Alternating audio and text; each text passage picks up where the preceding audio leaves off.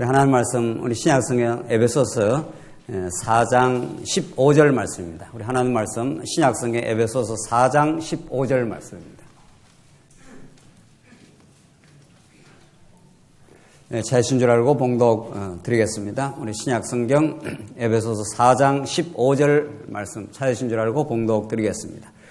오직 사랑 안에서 참된 것을 하여 범사에 그에게까지 자랄지라. 그는 머리니 곧 그리스도라.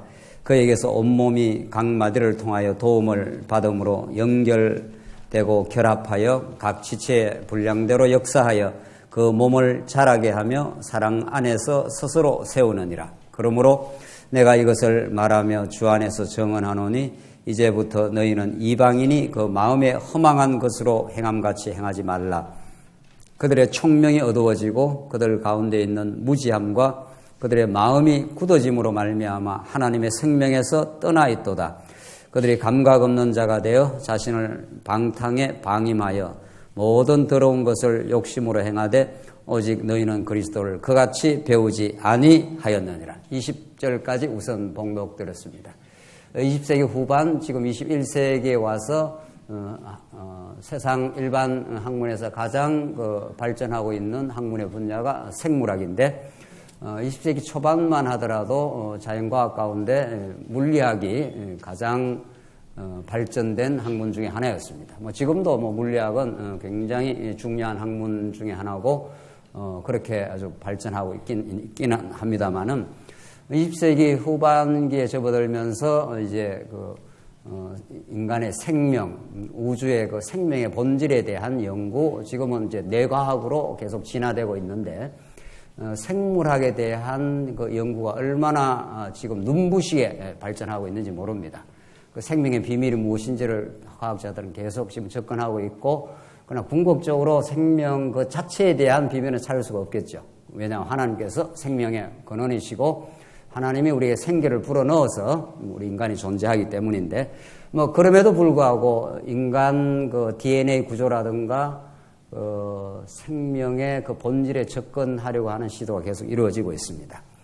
근데 놀랍게도 21세기에 와서 그렇게 생물학이 발전하긴 합니다만은 예수님께서는 예수님의 그 비유는 이미 2000년 전임에도 불구하고 또 예수님이 영원한 하나님의 그 지혜를 이미 이 땅에 가지고 왔기 때문에 예수님의 비유는 모든 것이 그 유기체적 생명을 도구로 해서 하나님의 그 진리를 전가하고 있습니다. 오늘 본문이 그러하고 또 예수님께서 포도나무 비유라든가 이런 것들은 굉장히 그 생명의 유기체적 본질을 정확하게 예수님께서 아시고 있고 그걸 이제 소재로 사용해서 이제 복음을 전달하는 거죠. 나는 포도나무여 너희는 가지니 내가 나를 떠나서는 아무것도 열매를 맺을 수 없다. 내게 붙어만 있기만 한다면은 너희는 열매를 맺을 수 있을 것이다. 그래서 농부 대신은 하나님 아버지를 농부로 비유하고 예수님 당신을 포도나무로 비유하고 우리 모든 예수 그리스도의 생명을 이제 우리 생물학이 그렇게 발전하고 있다는 건데 예수님은 정확하게 이 생명의 본질을 꿰뚫고 있고 당신이 생명의 본체이시고 거기에 붙어 우리가 생명의 열매를 포도나무 열매를 맺게 된다는 너무도 쉬운 그러나 가장 심오한 그런 진리를 우리에게 전달해 주고 있습니다. 오늘 본문 말씀은 사도 바울이 똑같이 예수님의 사상을 그대로 이어받아 가지고 교회를 유기체적 본질로 설명을 합니다. 몸으로 설명합니다. 우리 몸이라는 게 이게 보통 지금 이 놀라운 구성물이 아니라는 겁니다. 이 몸이라는 게 상상을 초월하는 세포로 구성이 되어 있고 이 세포 이 몸 구성 자체가 이거는 연구하면 연구할수록 우주 천체 학자들이 우주를 연구하다가 놀라는 것처럼 몸을 연구하다가 놀란다는 거죠. 이 사도 바울이 예수님의 생명의 본질을 포도나무 비유 같은 비유를 예수님은 논문을 쓰신 분이 아닌데 학자들처럼 이렇게 어리쿵저리쿵 이런 거 쓰는 아닌데 아주 정확한 알기 쉬운 비유를 통해서 지금 이제 당신이 생명의 근원이심을 증거를 하는 거죠. 사도 바울이 그런 정신을 받아가 오늘 본문 말씀은 신령한 몸으로서의 교회, 유기체로서의 몸으로서의 교회, 머리 대신 예수 그리스도에게 우리가 모든 붙은 바 된 존재들이다. 이렇게 지금 교회를 지금 설명해 들어오고 있다는 거죠. 자, 그래서 우리가 서론적으로 성경의 가르침이 지금 현란하게 발전하고 있는 그 세상 학문들은 그 복잡한 이야기를 많이 하지만은 예수님 그리고 예수님의 정신을 따라 사도 바울이 계시의 정신을 받아서 이 성경의 진리를 복음을 전개할 때 그 생물의 그 모델을 들어가지고 지금 설명을 한다는 거죠. 이 몸이라는 그리스도의 몸을 교회로 설명하면서 지금 설명을 하고 있습니다. 자, 우리 오늘 그 에베소서 15절, 16절 다음에 17절부터 이제 그 단락이 좀 바뀌는데 크게 정리를 하고 오늘 본문을 정리해 가도록 하겠습니다. 에베소서는 교회가 어떤지를 설명하여 하나님의 여호와 되심을 설명하는 그 성경의 그 논리인데 우리는 에베소 1장부터 앞부분이 교회를 하나님께서 설립을 하신다. 그 설립의 기초를 놓으시고 허물과 죄로 죽었던 존재를 설립의 실제 그 멤버로 불러서서 기초도 놓고 실제 교회를 세우시는 분이 우리 하나님이시다. 또 하나님이 보내신 예수 그리스도가 교회의 주체이시다.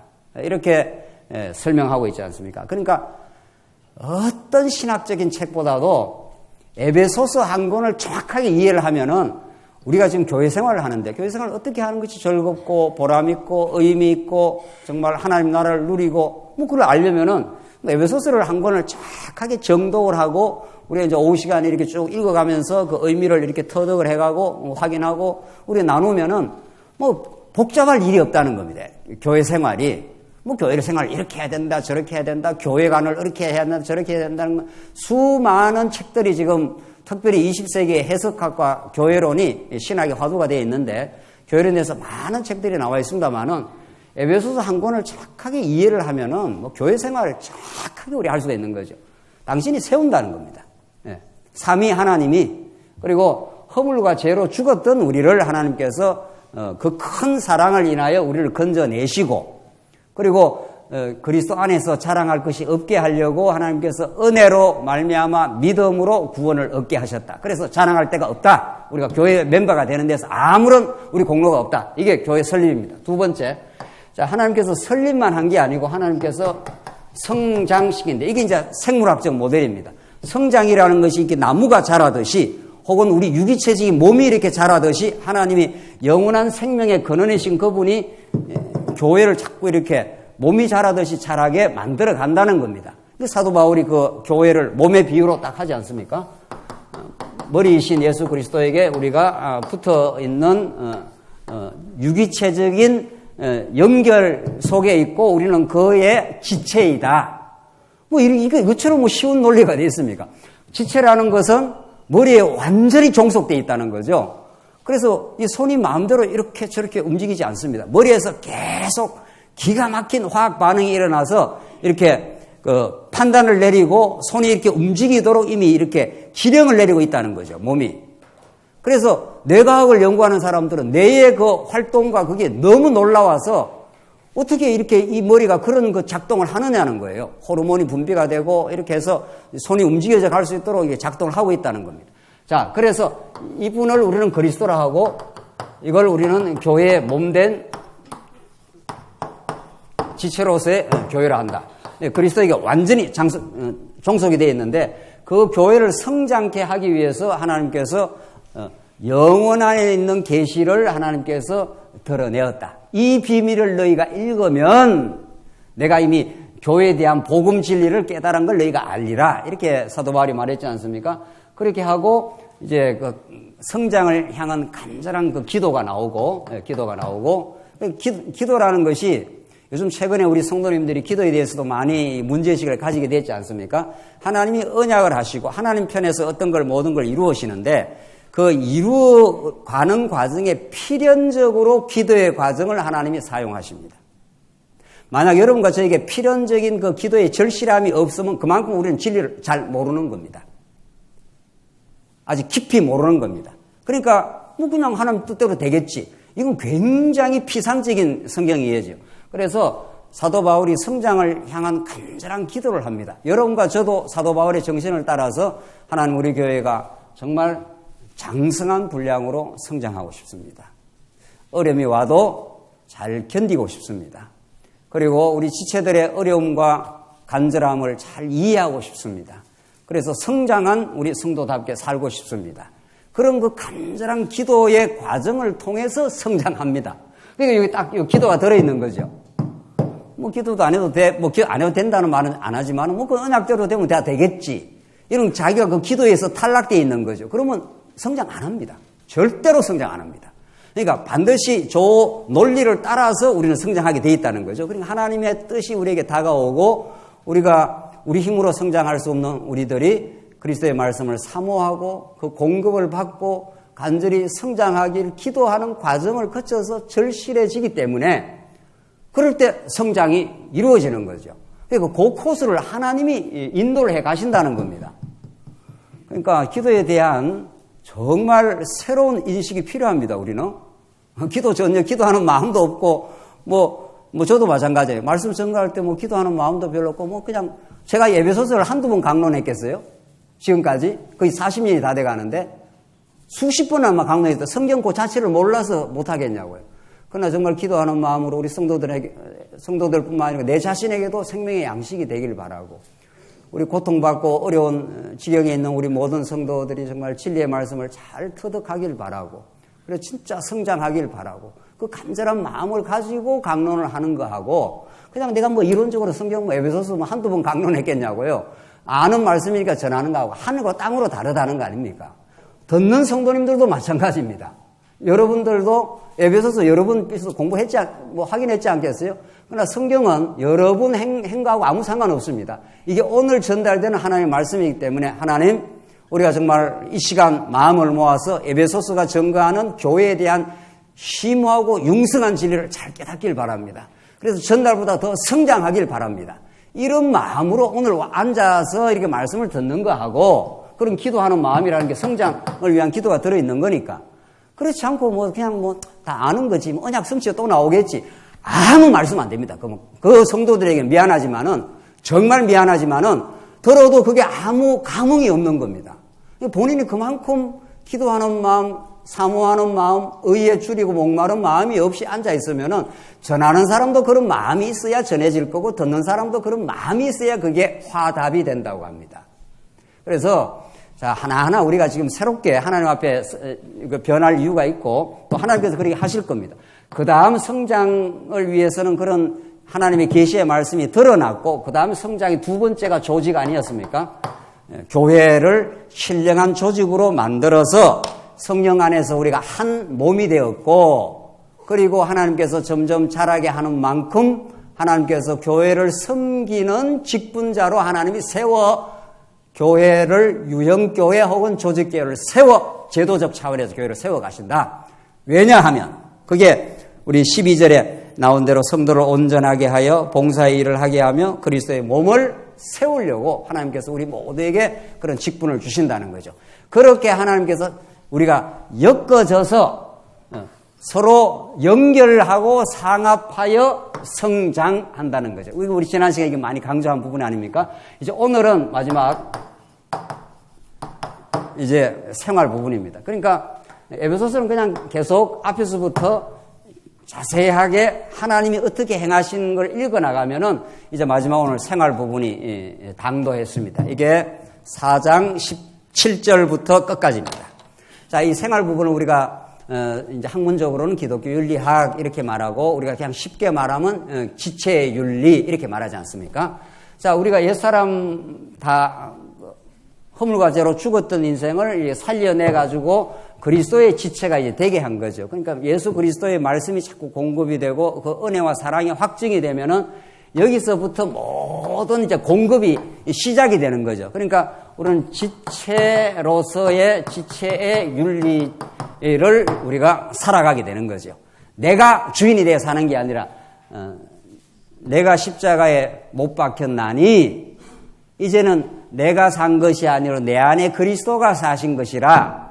그런데 내가 육체로 사는 것은 나를 위하여 나를 위하여 자기 몸을 버리신 예수 그리스도, 하나님의 아들 예수 그리스도를 믿는 믿음 안에서 사시는 것이라 해서 이미 나는 옛 자아는 십자가에서는 죽었습니다. 그래서 예수 그리스도 안에서 새로운 자아가 탄생을 했고 전혀 새로운 가치관을 가지고 지금 살아가고 있다. 그렇게 그러므로 해서 하나님께서 우리로 하여금 살게 하신다는 겁니다. 그러니까 지금까지 우리가 여러 시간 우리 확인했던 이걸 복음이라 그러는데 이 복음 진리를 우리가 얼마나 충만하게 깨닫는 농도만큼 여기서 그러므로 나오지 않습니까? 그래서 이런 하나님의 은혜와 사랑에 대한 그의 주권과 능력에 대해서 마음의 감격과 평화를 얻으면 이런 말이죠. 깊도다 하나님의 지혜와 지식에 부유하며 하면서 마음의 감사와 찬양이 터져 나오면은 그 다음 이거는 자동적으로 하나하나 변해가면서 지체로서의 삶의 변화가 생겨나는 거죠. 그걸 머리 대신 그리스도가 지금 행하시고 성령이 오셔서 행하신다. 이게 지금 오늘 17절부터 읽어 나가는데 우리 지난 시간 15절, 16절 한번 보십시다. 그거 조금 남겨둔 부분을 정리하고 오늘 17절부터 우리 확인하십시오. 15절 보십시다. 오직 사랑 안에서 참된 것을 하여 범사에 그에게까지 자랄지라. 그는 머리니 곧 그리스도라. 이게 15절 이 귀절이 얼마나 중요한지 모릅니다. 사랑 안에서 참된 것을 하여, 여기 우리말 번역에는 참된 것을 하여 이렇게 되는데 원어에는 참된 것을 말하여, 진리를 말하여 이렇게 되어 있습니다. 그러니까 진리와 사랑은 교회를 굴러가게 하는 두 축인 거죠. 우리 진리가 너무도 중요한 거죠. 진리 하면서 참된 사랑이 없다면 오늘 본문과 위배가 되는 거죠. 오직 사랑 안에서 telling the truth 이렇게 되어 있으니까 진리를 말하게 되어 있다. 이게 그리스도의 지체로서 우리가 교회 안에서 이루어지는 일이라는 거죠. 우리 진리가 너무도 소중합니다. 성경이 너무도 소중하고 예수 그리스도가 중요하고 그리스도를 보내신 하나님이 살아계심이 우리 진리인데 그것을 어디서 전하느냐는 거죠. 내가 이론적으로 많이 깨달아서 내가 너는보다 많이 아니 너는 내한테 배워 이렇게 전달하는 게 아니라 내가 죽었던 우리 영혼을 우리가 살려주셨고 하나님의 풍성한 은혜와 사랑 속에서 사랑 안에서 참된 것을 말하라고 되어 있지 않습니까? 이 사랑과 진리는 뗄 수 없는 두 바퀴인 거죠. 오늘 본문이 그렇게 말하고 있습니다. 그러니까 내가 뭘 진리를 좀 알았다고 해서 다른 사람을 폄하한다든가 다른 사람을 함부로 평가한다든가 내 우월감을 가진다든가는 그런 사랑 안에서 하는 게 아닌 거죠. 그렇죠? 예. 내가 이론적으로 뭘 많이 알고 있다 하는 그것이 다른 사람보다 내가 더 우월하다 이렇게 생각하는 것 자체가 이미 세속주의고 그건 사랑 밖에서 지금 이야기하고 있는 거죠. 우리는 그리스도의 사랑 안에서 한다면 내가 많이 알고 있다 칩시다. 그러면 모르는 지체를 도와주고 싶고 섬기고 싶고 붙들어주고 싶고 긍휼한 마음을 가지고 있는 거죠. 저 지체가 하나님의 진리를 잘 몰라서 마음의 평안을 잃어버리고 자꾸 고통 가운데 탐욕 가운데 살아가는 그 지체를 보면은 마음에 긍휼함이 생기고 도와주고 싶고 그래서 사랑 안에서 참된 것을 말하라. 이건 사도 바울이 기가 막힌 정말 이건 명언입니다. 이건 성경 다 명언이지만은 이런 말이 있을 수가 없는 거죠. 정말 우리가 성경 전체를 자꾸 이렇게 더 많이 깨달으면 깨달을수록 오늘 본문처럼 사랑 안에서 참된 것을 참된 진리를 말하여 이런 뜻입니다. telling the truth니까 범사에 그에게까지 자랄지라 그는 머리니 곧 그리스도라. 이렇게 해서 점점 그리스도 안에서 머리 대신 그리스도 안에서 우리를 자라게 하신다는 거죠. 이게 이제 그러므로 이후에 이제 구체적으로 나오는데 16절이 우리 교회가 얼마나 그리스도의 생명 안에서 그 생명체, 유기체처럼 자라는가를 잘 보여주는 내용인데 16절 그에게서 온몸이 각 마디를 통하여 도움을 받음으로 연결하고 결합하여 이 옛날 개혁 성경에는 연결하고 상합하여 이렇게 번역이 되어 있습니다. 결합도 좋은 번역이고 상합하여도 아주 좋은 번역입니다. 서로 어때요? 상합이라는 게 뭡니까? 서로 뭐죠? 합하는 거죠. 이 손 보십시오. 손하고 이 팔뚝하고 어깨하고가 다 이렇게 기가 막히게 정말 연결이 되어 있는 거죠. 그러니까 우리가 교회 생활을 잘한다 하는 것은 옆에 있는 지체들과 잘 연결되어 있다. 커넥션이 잘 되어 있다. 요즘에 그런 말이 있어요. 하도 컴퓨터가 발달하니까 나는 접속한다, 고로 나는 존재한다. 데카르트가 나는 생각한다, 고로 존재한다. 이런 말을 이게 패러디를 해가지고 이게 워낙 인터넷이 많고 뭐 저기 손에도 인터넷이 들어있는 거 아니에요? 핸드폰으로. 그래서 현대인들은 막 그저 접속해서 이렇게 산다는 겁니다. 인간이 얼마나 타자와 접속하기를 원하는지 모릅니다. 여러분들 여러분의 지체와 깊이 접속하고 있습니까? 그냥 만나서 얼굴 보고 인사하고 뭐 대충 이렇게 지냅니까? 부부간에 얼마나 깊은 접속을 하고 있습니까? 깊이 이해하고 깊이 나누고 그 상대방의 아픔과 있는 그대로를 존중합니까? 이 연결과 상합, 오늘 이 우리 개정 번역에는 온몸이 각마디를 통하여 도움을 받음으로 연결되고 결합하여, 이게 교회입니다. 이게 교회입니다. 오늘 우리 오후 시간에 뭐 다 구정이라서 고향 가기도 하는 거지만은, 그리고 오늘 이렇게 참여하는 거는 뭐 하려고 참여가 됐습니까? 오늘 이게 연결하고 뭐 하려고? 결합하려고. 그렇게 지금 우리가 있는 겁니다. 오늘 우리 식사가, 저는 성남구역인데, 식사가 한 번씩 없는 것도 괜찮네요. 그것도 괜찮아요. 식사가 한 번씩, 자주 없으면 곤란하고, 오랜만에 하니까, 우리는 우리 구역, 우리 지구 식구들이 둘러앉아가지고, 오랜만에 우리 지구 식구들 식사를 같이 했구만요. 식사를 같이 한다는 건 굉장히 중요합니다. 우리 점심 식사 혹은 뭐 저녁에 어떤 식사를 같이 한다는 거는 식구라는 것의 이야기고, 식사라는 그 하나의 그 매체를 통해서 우리가 한 가족이 되는 겁니다. 그래서 우리 성남구역 식구들은 우리 컵라면과 우리 권사님 해온 밥과 뭐 이렇게 해서 그게 반찬은 평소보다 좀 허접한지는 몰라도 그게 얼마나 그 천국 잔치입니다. 준비해 오신 거 우리 감사합니다. 먹으면서 같이 기도하고 또 서로 안부를 나누고, 이렇게 우리 천국 누림이 대단하고 뭐 어마어마한 일을 해서 천국을 누리는 게 아닙니다. 우리 한 지체이기 때문에 연결하고 상합해 있고, 우리 지체의 안부가 염려가 되고 건강하게 잘 있으면 감사하는 마음이 생기고, 그렇게 우리 지체들의 어려움 혹은 곤란 혹은 좋은 일, 또 우리 오늘 어떤 한 장로님은 자녀가 외국으로 이렇게 연구원으로 이제 가게 됐답니다. 식사 이렇게 하면서 참 잘 됐네요. 얼마나 감사하고 축하할 일입니까? 행복 멀리 있지 않습니다. 연결하고 상합하는 그 관계 속에 그리스도와 함께 계시면은 우리는 다 사랑하는 지체들입니다. 교회는 그런 곳입니다. 교회는 무슨 따지고 무슨 뭐 싸움하고 이런 곳이 아니라 진리 안에 사랑 안에서 참을 말하고 연결하고 상합하여 머리 대신 그리스도를 존귀하게 여기고, 그 머리 대신 그리스도 안에서 서로 연결되어 있기 때문에 얼마나 우리 지체들이 소중한지 모릅니다. 오늘 숫자 좀 오후는 많지 않습니까? 우리 오늘 성남구역은 숫자가 좀 적은 거니까 그렇게 모이면은, 그러니까 앉아서 이렇게 얼굴 보면서 식사하고 그 시간이 참 행복한 시간입니다. 여러분들 행복을 어디서 찾습니까? 오늘 이 본문은 그렇게 말합니다. 온몸이 각마디를 통하여 도움을 받음으로 연결되고 결합하여. 잘 결합하는 사람들, 옆에 있는 지체와 잘 이렇게 결합하는 사람들, 그건 정말 교회 생활을 의미 있게 잘 하는 겁니다. 각 지체의 분량대로 역사하여 그 몸을 자라게 하며, 계속 이게 생물학적 비유를 하지 않습니까? 잘한다는 겁니다. 그렇게 연결되어 있어야 잘한다는 겁니다.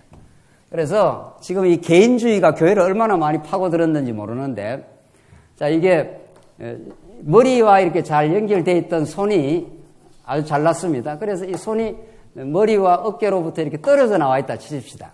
이 손이 이렇게 떨어져 나와 있다.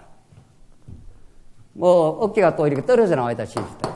머리로부터 이렇게 떨어져 나와 있으면 그 자체로도 기능이 사라지고 연결하고 결합되어야 힘을 받습니다, 이게. 이 신비한 그 교회의 비밀 말이죠. 그래서 손이 떨어져 나와가지고 어떤 자기를 증명하려고 할 때 그게 가장 불행한 케이스가 된다는 겁니다. 우리는 연결하려고 하고 다른 지체와 하나 되려고 하고, 그 지체와 너가 내 안에 내가 너 안에 있는 게 이제 부부의 원리인데, 그것이 교회로 확장이 되는 거죠. 그래야 잘한다는 겁니다. 다른 지체하고 잘 연결되어 있는 사람은 신앙이 계속 이렇게 자랄 겁니다, 아마. 그래서 우리는 교회 지체, 우리가 만나는 우리 구역 식구들, 우리 교회 식구들, 대면하는 사람들, 우리 가족, 물론 더 생물학적으로 말하면 우리 가족들, 그걸 그렇게 우리가 생각하고 사는 사람들이죠. 그래서 그 몸을 서로 자라게 하며 사랑 안에서 스스로 세우느니라. 그러니까 하나님의 그 풍성한 그 은혜와 사랑 안에서 우리가 지체들 간에 그런 연결고리를 그렇게도 우리는 소중하게 생각하고 그 연결고리를 우리는 하나님의 손길이라고 이렇게 보는 겁니다. 그래서 우리 주변에 있는 구역, 우리 주변에 있는 지구, 우리 주변에 있는 속해, 그것이 그냥 스쳐 지나가는 사람들이 아니라 이 광활한 우주 가운데 우리 되게 만들어주시는 가장 소중한 하나님의 선물이라는 겁니다. 좀 우리 가족들 그렇게 생각하십니까? 그렇게 생각한다면은 우리에게 가족을 주신 그 자체가 하나님의 놀라운 축복이고 조금 확대하면 우리 구역이나 지구 식구들을 만나는 거 그게 예사로운 일이 아닙니다. 그게 우주를 창조하시고 그 우주를 경륜하시는 하나님께서 드라마 같은 이 세상살이 속에서 배역을 우리에게 주셔서 하나님이 연출자가 되셔서 정확하게 캐스팅을 해놓은 거라는 겁니다. 우리 주변에 누가 있든 간에 때로는 나에게 힘들게 하든지 어떻게 하든지 그게 하나님이 정확한 캐스팅이 돼가지고 하나님 딱 집어가지고 우리 주변에 그 사람을 두셨다는 겁니다. 그게 하나님의 영원하고 절대적이고 아름다운 뜻이 우리 지체들 주위에 배어 있는 거죠. 그럼 그렇게 영적 감각을 가지고 우리 지체들을 보면서 오늘 이 본문을 이해를 하는 거죠. 하나님 감사합니다.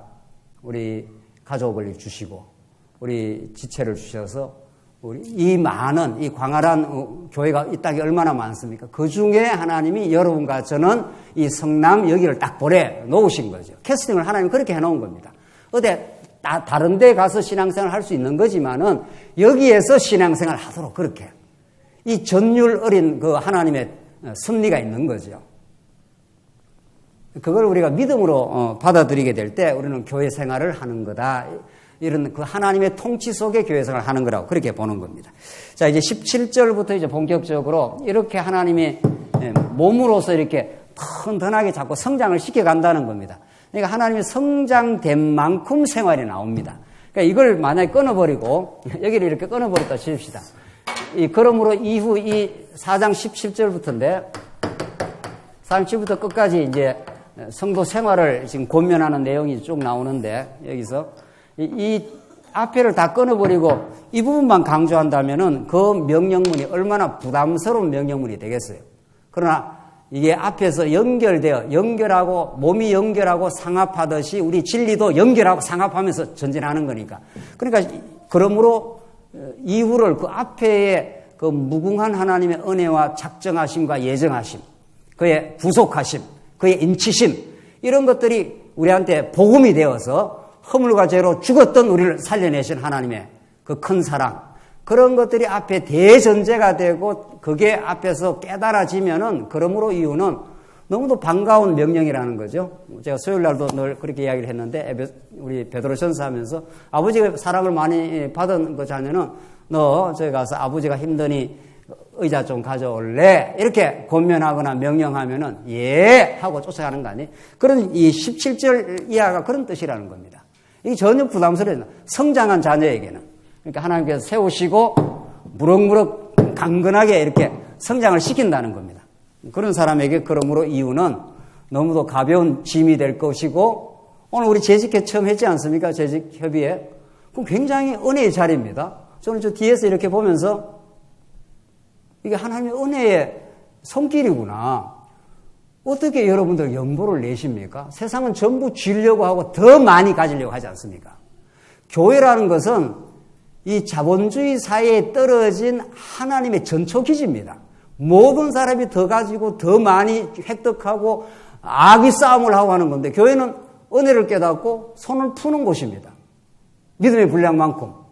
그런 그 귀한 연보들을 하나님의 선물로 받아들이고 교회를 세우는데 어떻게 우리가 이렇게 쓰고 사용하고 이렇게 하고 있다는 하나님의 손길을 느끼는 그 시간이 오늘 이렇게 말씀 듣는 시간하고 방불한 예배 시간이에요. 그 시간이. 그걸 옛날에는 그냥 무슨 개수 조정이나 하고 뭐 이런 그냥 일거리로 생각하면 그게 얼마나 신령한 감각이 없는 거예요. 그 몇천만 원 뭐 다음 달 무슨 청원을 하고 그러는 건데 그게 쉬운 게 아닙니다. 누가 이게 강요한 적이 있습니까? 그렇게 안 하면 뭐 이 교회 뭐 안 된다고 한 그런 법은 없지 않아요. 다 기꺼이 즐거움으로 그렇게 연보해서 하나님의 나라를 세워가겠다는 그런 일입니다. 오늘 그러므로 이유는 다 그런 말씀들입니다. 다 그렇게 그 복음이 만들어내는 그 열매들을 17절부터 지금 이제 한번 설명해 봅시다.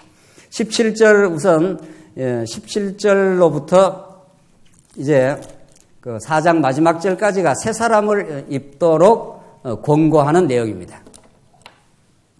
첫째,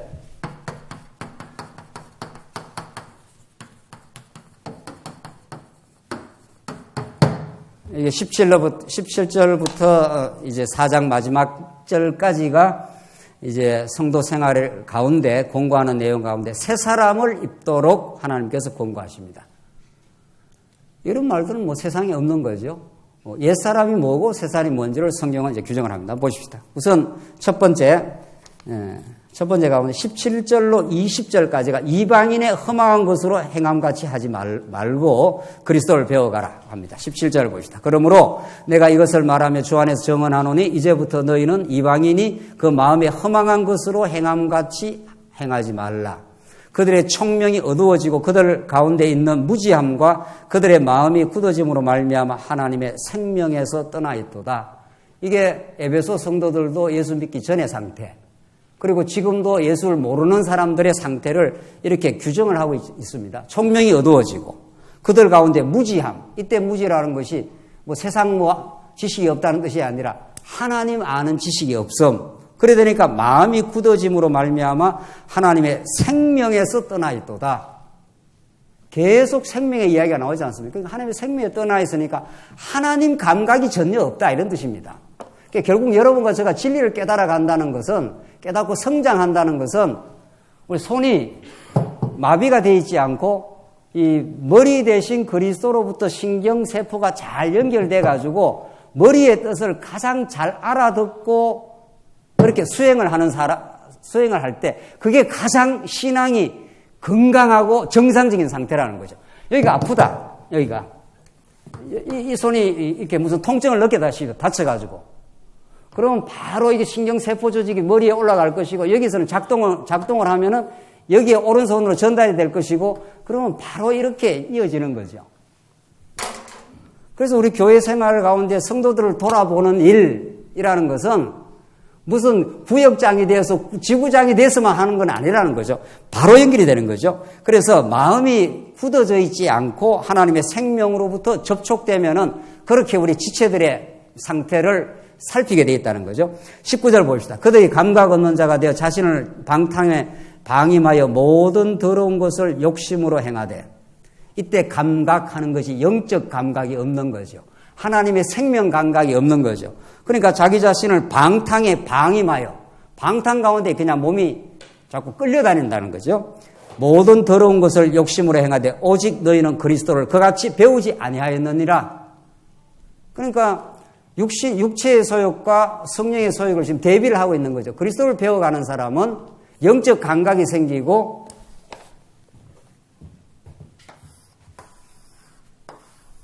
이게 육체가 죽었던 상태인데 우리 안에 영이 되살아나면은 이렇게 빗금심 부은 만큼 영적 감각이 생기는 거죠. 이게 성령께서 말씀을 통해서 계속 공급을 하시면 이게 이제 살아있는 상태인 거죠. 이 밑에 있는 이 부분이 이제 죽은 마음이 굳어 있는 상태. 하나님이 있긴 뭐 있어? 내가 내 인생 내 알아서 하는 거지. 세상 사람들 그렇게 말하지 않습니까? 네. 이게 다 영적으로 죽어 있는 상태입니다. 영적으로. 그러나 이 영적으로 살아있는 이 성령의 소욕이 떠오르기 시작하면은 그리스도를 배우게 돼 있고 그리스도의 통치를 느끼게 되어 있고 그리스도 안에서 참 안식을 느끼게 되어 있는 거죠. 그 다음 대목 가봅시다. 21절로 24절은 옛사람을 벗고 새사람을 입으라고 합니다.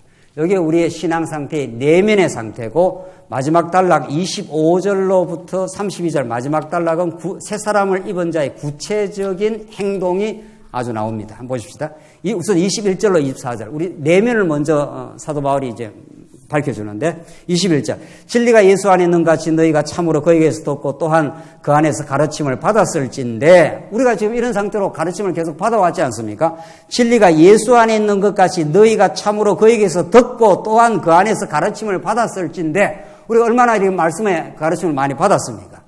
그러면 22절 너희는 유혹의 욕심을 따라 썩어져가는 구습을 따르는 옛사람을 벗어버리고 오직 너희의 심령이 새롭게 되어 하나님을 따라 의와 진리의 거룩함으로 지으심을 받은 새 사람을 입어라. 이렇게 되어 있습니다. 그러니까 옛 사람은 점점 벗어버리고 속 사람을 새롭게 입어라. 이렇게 되어 있는 거죠. 이 속이 바뀌어야 예수님이 가르친 대로 너희 안에 속에 음란과 사기와 탐욕이 가득 들어 있으면 그게 밖으로 나오는 거다는 거죠. 죄인이라는 거는. 그런데 그 속을 누가 바꾸느냐는 거예요. 니고데모가 예수님을 찾아왔습니다. 니고데모는 그 당대 율법 학자입니다. 그러니까 얼마나 구약 율법을 잘 알았겠어요? 근데 전혀 속이 바뀌지 않습니다. 율법은 기가 막히게 잘 알고 율법을 잘 지킨다고 착각도 하는데 그 속에 속 사람이 하나도 바뀌지 않는 거죠. 그러니까 예수님께서 너 거듭나지 아니하면 위로부터 나지 아니하면 너는 하나님 나라를 볼 수도 없고 알 수도 없어. 그러니까 니고데모는 전혀 감각이 없는 겁니다. 니고데모는 많이 율법학자라서 하나님의 법을 많이 아는 사람인데도 영적 감각이 이 위의 감각, 이 속 사람의 감각이 전혀 없는 겁니다. 이런 기가 막힌 그 일이 있는 거죠. 성경을 달달달달달달 많이 아는데 정작 자신에게 속 사람의 감각이 없는 거죠. 하나님의 사랑을 느낀다든가 지금 내 발걸음을 한 걸음 한 걸음 인도해가는 걸 느낀다든가 우리가 교회 회의를 할 때도 우리 지체가 발언하고 대답하고 하는 이게 하나님께서 저 지체를 통해서 우리 교회에 주시는 하나님의 음성으로 우리가 듣는다라든가 이런 감각이 없으면 그거는 그냥 세상 회의하는 거와 똑같습니다. 세상 회의는 똑같이 자기 주장하고 뭐 그냥 자기 이야기를 하는 거죠. 내 생각을 관철시키려고 하고 그런 거죠. 그러나 우리 교회 회의는 그렇지 않습니다. 신령한 사람들, 속 사람이 변화한 사람들이기 때문에 너희 심령이 새롭게 되어 했지 않습니까? 그러니까 니고데모는 거듭나지 않으면 하나님 나라의 법칙을 알 길이 없습니다. 내가 어머니 뱃속에 더 갖다 나와야 됩니까? 예수님께 묻지 않습니까? 그러나 요한복음 그 다음 장이 뭡니까? 그 다음 장은 수가성 남편 5 두고 완전히 망가진 죄인이 예수님을 만납니다. 예수님이 일부러 그쪽으로 가지 않습니까? 그러니까 요한복음 앞장과 요한복음 뒷장은 아주 극적인 그 대비를 일으킵니다. 니고데모는 율법을 잘 알고 있는 율법학자임에도 불구하고 하늘나라 비밀, 속 사람이 뭐라는, 새 사람이 뭐라는 이 진리를 모릅니다. 모르고 그 반면에 그 대척점에 서 있는 수가성 여인은 세상 사람이 볼 때 완전히 망가진 여자 아닙니까? 그 예수님이 그쪽으로 일부러 가신 거죠. 그래서 일부러 사마리아 땅으로 찾아가서 예수님이 수가성 여인에게 하늘 복음을 가르쳐 주려고 그 버려진 땅으로 그렇게 찾아갔습니다. 그러니까 그 예수님하고 대화가 이루어지지 않습니까? 수가성 여인은 예수님을 몰라봤습니다. 당신이 왜 내게 물을 떠달라 합니까? 하면서 오히려 예수님에게 이렇게 핀잔을 주지 않습니까? 그 예수님께서 네가 내가 누군 줄 알았으면은 너가 주는 물은 먹어도 목마르지만 내가 너에게 주는 물은 영원한 생수이기 때문에 영원히 목마르지 않아. 그러니까 수가성 여인은 이 땅에 살아가는 모든 타락한 존재자들의 실상의 하나의 대표적 인물일 뿐입니다. 이 세상의 모든 사람들은 가져도 많이 취해도 많이 벌어도 어떤 걸 해도 영혼의 목마름을 채울 길이 없습니다. 남 이겨 먹어도 불편하고 저도 불편하고 그게 세상입니다. 네. 투표하지요? 투표. 대통령 선거에서 대통령 되면 대단한 것도 조금 지나면 바로 지금 어려움이 옵니다. 세상이 어떤 것을 획득해도 하나님이 빈 공간으로 만들어놓은 영혼을 어떤 것도 채울 수가 없습니다. 물질도 권력도 명예도 어떤 것도 내 영혼에, 그러니까 수가성 여인은 그런 그 인간 존재를 대변하고 있는 존재입니다. 그렇게 예수님이 찾아가신 거죠. 니고데모는 많이 알고 있다고 착각하는 존재를 대변하고 있고, 그 사람은 많이 알고는 있는 것 같은데 하늘의 진리에 대해서 전혀 모릅니다. 어머니 뱃속에 들어갔다 나와야 되느냐고. 지금 예수님이 거듭나야 된다는 이 말을 못 알아듣습니다. 무슨 말인지 모릅니다. 그래서 수가성 여인에게 예수님이 찾아가니까 너 남편 5 있잖아. 메시아로서이다. 거기서 이제 거꾸로 지고 예수님을 그리스도로 발견하게 됩니다. 그리고 물동이를 던져버리고 마을로 들어가서 내가 메시아를 만났다고, 진짜 메시아를 만난 모든 인생들은 영원히 갈급함이 채워지고 이 땅에 무엇을 겪어도 하나님의 통치와 은혜 속에 있다고 그렇게 깨달아는 영적 감각이 생겨나는 겁니다. 오늘 오전 시간 우리가 솔로몬 왕의 그 숙청 사건을 우리가 공부했지 않습니까? 그걸 구약 사건 그대로 읽는다면은 그게 무슨 여러분과 저한테 의미 있냐 말이죠. 아도나이가 왕이 되려고 하고 2번째 또 시도하다가 솔로몬이 아도나이를 제거를 했습니다. 그러면 아비나달 제사장을 아도나이 편에 있었던 아비나달을 추방하고 또 누구를 죽입니까? 요압을 죽이고 마침내 시므이까지 처결합니다. 그게 2장 오늘 공부한 내용의 핵심이에요. 내용이. 그걸 만약 구약 사건으로 그냥 쭉 읽고 말았다면은 구약의 솔로몬 왕권을 확립하기 위해서 여러 반대파들을 처결했다. 그게 여러분과 저하고 무슨 의미가 있습니까? 성경을 이게 예수 그리스도의 사건으로 복음적으로 연결하고 그것이 머리 대신 그리스도에게 영적으로 우리의 지체로 연결하지 않으면은 그냥 구약 성경 지식만 계속 이렇게 축적이 되는 것 뿐입니다. 자기의 속 사람하고는 아무 상관이 없는 거예요. 자, 오늘 우리가 솔로몬 왕이 등극했습니다. 왕이 이 땅에 찾아오신다는 게 복음이에요. 왜냐하면 우리가 가짜 왕들이 있거든요. 가짜 왕들이. 우리가 다 왕 노릇을 합니다. 아담이 타락해서 우리가 신이 됐다고 하는 거 아니에요? 하나님이 됐다는 것은 구약적 표현을 쓰면 우리가 다 왕 노릇해요. 아도나이가 왕 노릇 하려고 하지 않습니까? 그러니까 인간이 왕 노릇 혹은 하나님 노릇 하는 것이 이제 그게 고통의 근원입니다. 그게 죄의 뿌리에서 나오는 거고. 그러니까 진짜 왕이 나타나야 된다는 거 아닙니까? 진짜 왕이. 우리 지금 말씀대로 말하면 진짜 머리 대신 그리스도가 우리 모든 지체를 통치할 때 우리 교회가 평안해집니다. 그걸 깨달을 때. 그런데 왕이 등장 안 하면 자기가 왕자리에 올라가려고 하는 거 아니에요? 이 왕자리에. 그게 아도나이의 역할이에요. 아도나이가. 그 아도나이에 따르는 요압, 아비나달, 시므이, 요 가짜 왕에 따르는 그 졸개들이 있지 않습니까? 이 졸개도 호시탐탐 왕자를 노립니다. 언제나. 그래서 진짜 왕이 등장을 하면 가짜 왕을 처단을 해 나간다는 겁니다. 구약적 그림자는. 그래서 이 가짜 왕들을 다 이렇게 처단을 하고 진짜 솔로몬의 통치가 완벽하게 확립이 되는 거죠. 그럼 나라가 견고하게 되는 거죠. 그래서 성전을 짓는 거죠. 구약에 그렇게 되듯이 오늘 본문하고 정확하게 어울리는 겁니다. 오늘 본문하고 22절 보면 너희는 유혹의 욕심을 따라 썩어져가는 구습을 따르는 옛사람. 요게 왕되고자 하는 탐욕입니다. 요게 정확하게. 그러니까 썩어져가는 구습을 따르는 옛사람. 여기 옛사람 아닙니까? 요게 왕되고자 하는 탐욕입니다. 왕은 마음대로 하는 겁니다. 왕은 자기가 명령하면 모든 것이 이루어질 것이고 어떤 것도 자기 뜻대로 안 되는 게 없습니다. 옛날 왕은. 그래서 모든 인간이 요 왕노릇을 하는 요 옛사람 때문에 인류가 지금 고통받고 있는 겁니다. 이 지구상의 곡식을 다 모으면은 지금 굶어 죽는 사람이 없다는 겁니다. 지금 인류가 생산하는 곡식을 평균되게 나누어주면 아프리카에 그 애들 굶어 죽고 하는 애들 많지 않습니까? 안 굶어 죽는답니다. 지금 많이 곡물을 생산하는 사람들은 남아 터집니다, 지금. 우리 지금 너무 잘 먹습니다.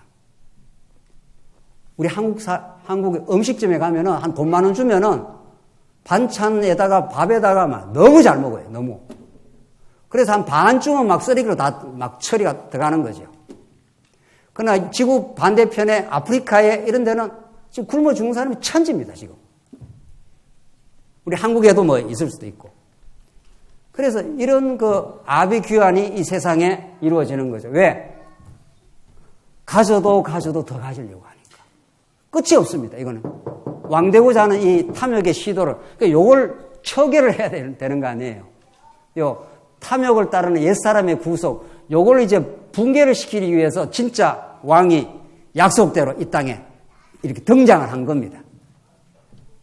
그래서 그 왕이 십자가에서 죽으심으로 모든 죄를 대속하시고 부활하셔서 진짜 우리의 왕이 되어 주시겠다. 이렇게 해서 우리의 지금 왕이 되어 주신 겁니다. 그래서 예수는 우리 몸의 머리이시다 하는 건 왕이시다 이런 말 아닙니까? 그래서 우리가 그 왕의 통치 속에 기꺼이 이렇게 들어가고 그의 통치 속에 있으면 우리가 얼마나 행복하고 즐거운지 모릅니다. 모든 게 다 그의 통치의 허락과 은혜와 그 선물 속에 있다고 믿는 거죠. 그것이 23절에 나오는 오직 너희의 심령이 새롭게 되어 이런 뜻입니다. 완전히 갱신이 되는 겁니다. 이게 로마서에 말하는 너희가 하나님의 뜻을 분별하면 그 영적 예배의 첫 조건이 너희가 마음을 새롭게 하여 하는 거예요. 인간이 스스로 마음을 새롭게 할 수가 없습니다. 그러니까 니고데모는 아무리 노력해도 많이 공부하면 공부할수록 새 사람이 더 안 됩니다. 그러니까 도덕적 행동은 많이 하면 할수록 더욱 죄만 짓는 겁니다. 그래서 인간은 도덕적 노력으로 자기를 갱신할 수가 없고 예수님이 찾아오셔야 되고 성령이 오셔서 새 생명을 주셔야 우리가 새 사람이 되는 겁니다.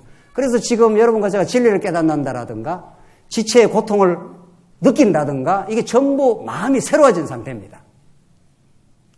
마음이 새로워지지 않으면 어떻게 나를 증명을 할까? 내가 다른 사람보다 더 나은 것을 증명을 할까?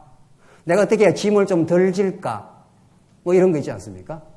근데 우리 진리를 깨닫고 나면 할 수만 있다면 물질이 되든 시간이 되든 어떤 일이라도 내가 우리 지체의 수고를 들어줄 수 있을까?